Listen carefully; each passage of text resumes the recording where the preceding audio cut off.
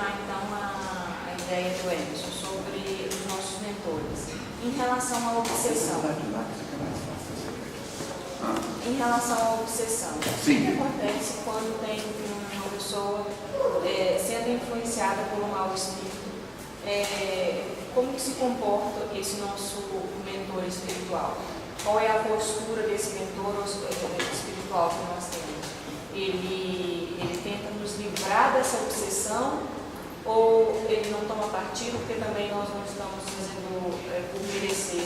Isso é um seminário, a resposta dela. Vamos sair daqui às 4 horas da manhã. Todo mundo entendeu a pergunta dela? Vamos lá então, pai.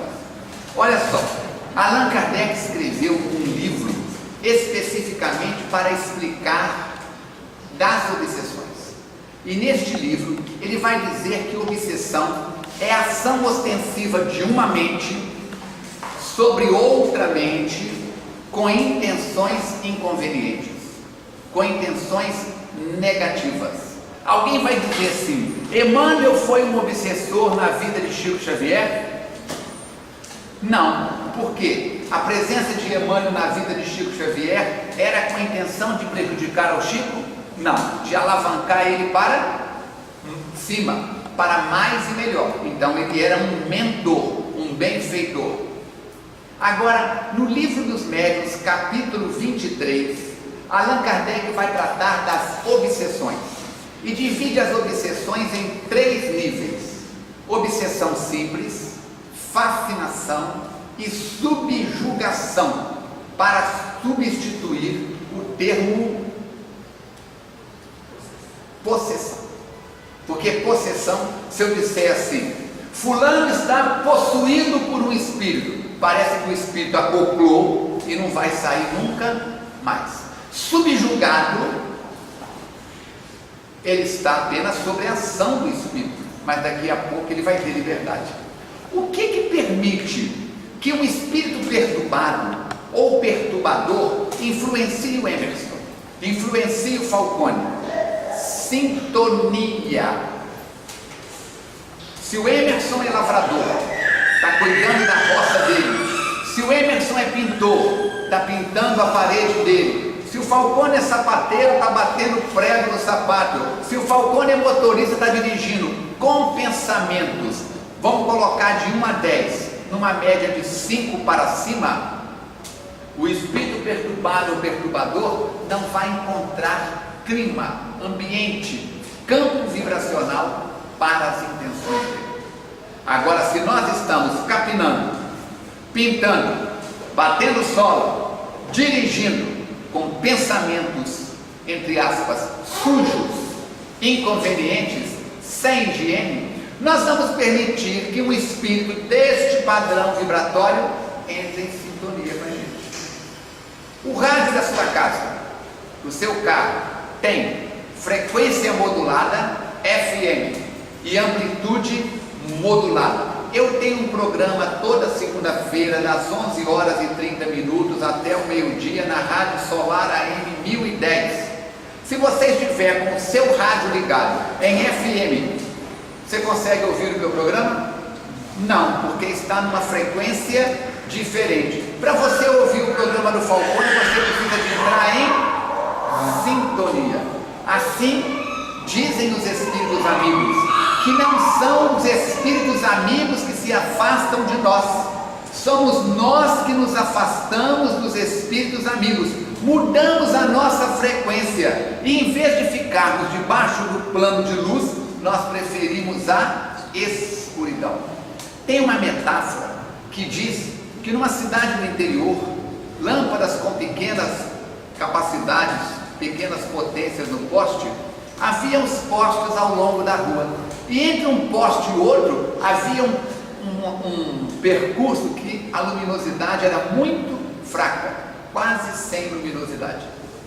E um cidadão, um homem, vinha andando e viu um menino abaixado, olhando para o chão, para lá e para cá, para lá e para cá. E ele achou interessante como que o menino procurava no chão. Ele aproximou e disse: meu filho, o que aconteceu? Ah, moça, eu perdi meu canivete. O homem parou, colocou a sacola no chão e começou a procurar com o menino, e procurou toda a área iluminada. virou para ele e disse: seu canivete não está aqui. Você tem certeza que você perdeu o seu canivete aqui? Ele disse: não, eu perdi lá no escuro, mas eu tenho medo de escuro, eu estou procurando aqui. Deu para entender? Então, o que nós podemos dizer? O menino estava no claro porque ele queria sintonia com a luz.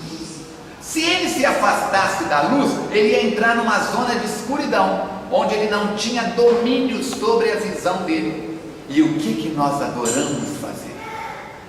Partir para experiências no escuro.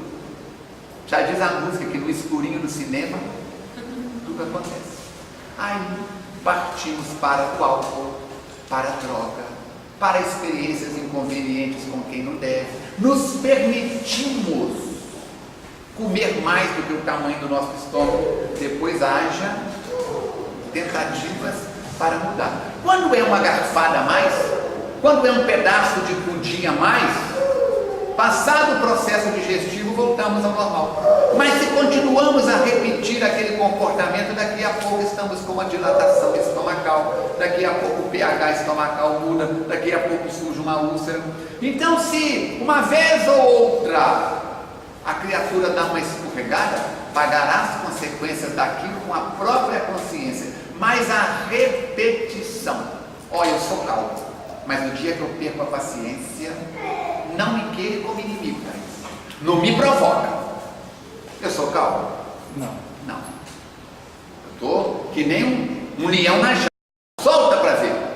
Eu mato quem passar na minha frente. Não é isso? Assim, o que acontece? Os amigos espirituais, quando nós nos afastamos dos comportamentos, dos pensamentos de luz, eles continuam na luz, orando para que nós voltemos, mas não tem o compromisso de tomar decisões por nós. Eles podem, vendo que nós estamos nos afastando da luz, colocar alguém para nos alertar.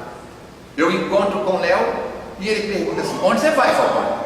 Eu estou descendo aqui a parte baixa da Marechal, não passa por aqui de noite não, que não é o ambiente aqui, não é fácil não. Não, mas eu quero dar uma olhada como é que é o ambiente por aqui e vou.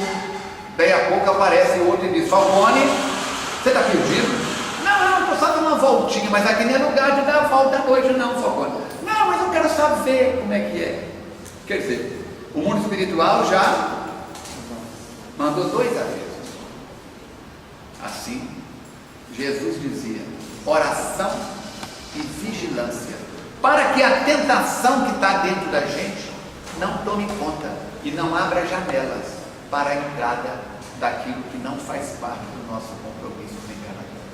Só existe obsessão, não por força do espírito perturbado ou perturbador, mas por falta de higiene nossa, higiene moral, por falta de oração, de vigilância, de prudência, de bom senso. Dá para entender? A saúde é invenção de Deus.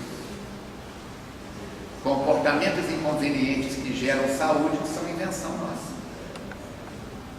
Uma faca é um instrumento do bem ou do mal? Independe do que você vai. A faca que você casca a laranja, que você aponta o lápis, pode servir para coisas que não valem nem a pena na vida. Dá para entender? Livro dos Médiuns, capítulo 23. Dá uma olhada.